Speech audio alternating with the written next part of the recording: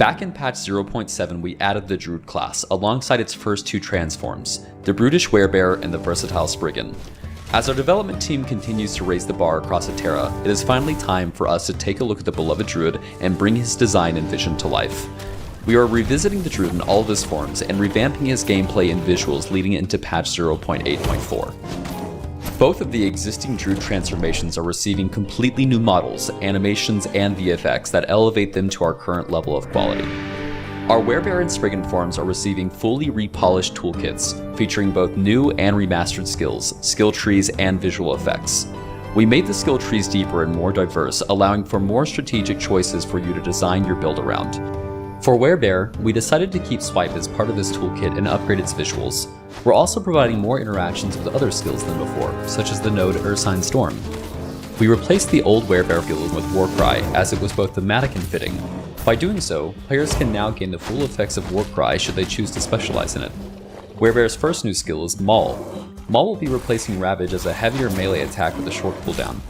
To help separate this from Swipe, we've added both movement and a medium area of effect while also giving it more damage. The second new and last skill for Werebear is Rampage. With Rampage, you quickly move across the battlefield while damaging all enemies along the way. Should you choose, you can even automatically cast Storm Lightning while rampaging. For Spriggan form, Healing Totem and Summon Vines are both staying functionally the same. They are receiving complete visual overhauls while also introducing new nodes such as Great Vine, which has significantly more health, size, and damage, and Wrath of the Glade for Healing Totem, which gives you a chance to cast Spirit Thorns from each of your healing totems when you directly cast Spirit Thorns. Spirit Thorns, which is replacing Veil Blast, is a single target or multi-target skill that fires several projectiles quickly at your enemies. Spriggan's second new and final skill is Thorn Shield. Thorn Shield will reflect a flat amount of damage back at your attackers while also being able to stack. When the shield expires, a burst of thorns will shoot out and damage all nearby enemies. To help bring balance to Eterra, you can now also cast Eterra's Blessing on the target when you directly cast Thorn Shield with the node Nurture and Protect. We're moving away from a mana-based resource for all Druid transforms. Previously, to maximize time in the form, you've often had to avoid using heavier abilities, and that resulted in a one-dimensional gameplay where you mostly spammed your low-cost abilities. Instead, all Druid transformations will now use a new resource called Rage. Rage will be restored to full when you enter a form and then drain slowly over time. Skills themselves will have little to no rage cost by default, so it won't feel punishing to utilize your whole set of abilities while transformed. There will be many ways to recover rage, so you have a lot of build options if you want to stay in one form for a long duration.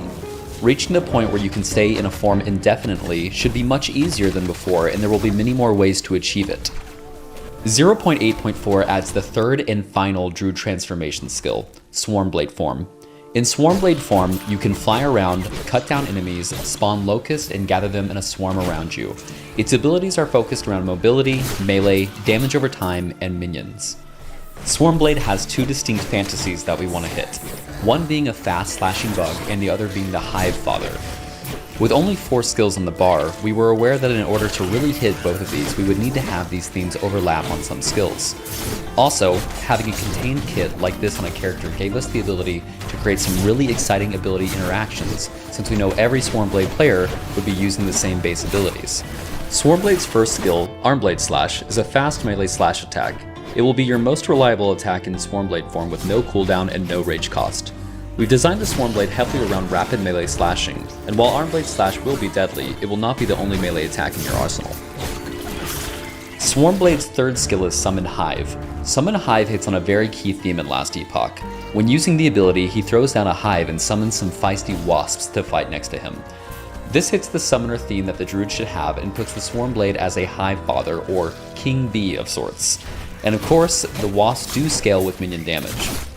Since the hives are going to summon locusts, we designed another skill that would interact with them to help promote chained ability gameplay. That's where Swarmblade's fourth and final skill comes in, Swarm Strike. Swarm Strike is a 360-degree heavy spin attack that also rallies your summoned wasps around you. This ability really rounds out the Swarmblade's toolkit. For those of you who prefer a more versatile approach to shapeshifting, we have added support for the power shifting playstyle. To support this, there are now nodes in each skill tree that allows you to shift directly into another form without having to revert back to a human first. This direct transformation also comes with an additional effect. For example, the Swarm Keeper node unlocks the Cleanse Hive skill. Cleanse Hives is a skill that instantly draws out all remaining locusts from up to 2 of your hives, while also transforming you into Spriggan form. We've built in support that makes multi-form builds viable and fun to play, while also providing unique and interesting playstyles that did not exist before. One quality of life improvement that is often requested is the ability to change your transformability slots. We are happy to say that this is coming in patch 0.8.4. Transformations are not the only changes to Druid this patch. Entangling Roots is being reworked with new base functionality, new VFX, and a completely new skill tree. This will be moved to the locked section of the Druid Mastery to serve a role as a major draw toward human form or hybrid form Druid builds. It will be possible to proc it while transformed, but not as frequently as you would be able to directly cast it while in human form. Meanwhile, Summon Spriggan is receiving a new model, new animations, and new effects to match the quality and style of Spriggan form. If you would like to learn more details about these, make sure to check out our blog post in the descriptions below. We are looking forward to getting this into your hands before the end of the year, and we'll see you all in Eterra.